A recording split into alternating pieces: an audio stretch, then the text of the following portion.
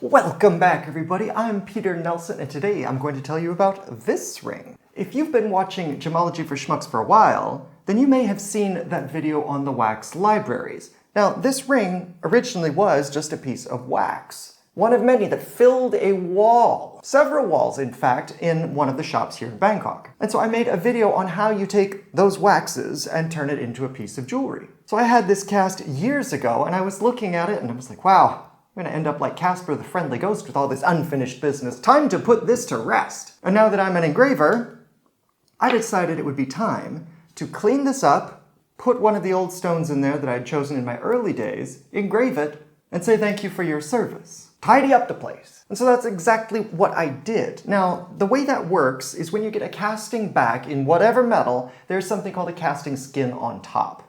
It's a rough surface that comes from the casting process.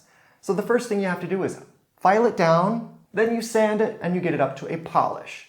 To set the stone with a bezel like this, you use a hammer. Okay, not just a hammer, but you also use a punch like this. I do it the old school way. So once I set the stone, the final thing that you ever do is engraving. So this ring right here has what we call the double wheat leaf pattern. It's a bright cut hand push engraving method, one of the traditional patterns that we have from several hundred years of hand engraving. And it's also one of the first ones that you will learn if you take Jason Marchiafava's Art of Ornamental Jewelry Engraving, whether you learn from the video or you take it in one of his classes. And for whatever reason, even though it's one of the early designs, it's also one that I've struggled with a lot. So recently I've finally gotten to where I feel I'm comfortable with it, and it actually looks nice, not just a shape. And so I decided I would honor this ring and the pattern by putting it on here. Now, as one of those creative types, sometimes I have an issue with proportions and consistency. Tell me if you can relate. And so what I found is, as I finished up the engraving, I looked at the other side and then back at the first one and found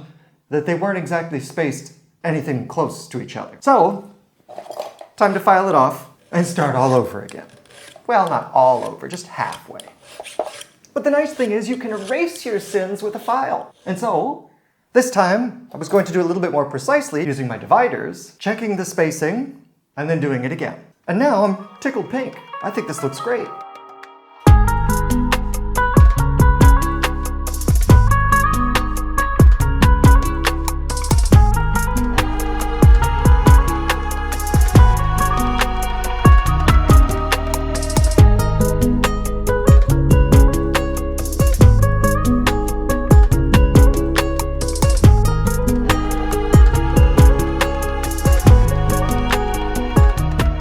Now, originally, I made this for myself, so it's a size 9 1/4 US. For whatever reason, I like to wear rings on my middle finger, especially on the left side. When I was much younger, I liked the aesthetic of the ring finger, but I found that as I'm doing daily tasks, it gets kind of uncomfortable, at least for me. Maybe that's just the shape of my fingers. But when it comes to the middle finger, no such discomfort. And it's fun to gesture with.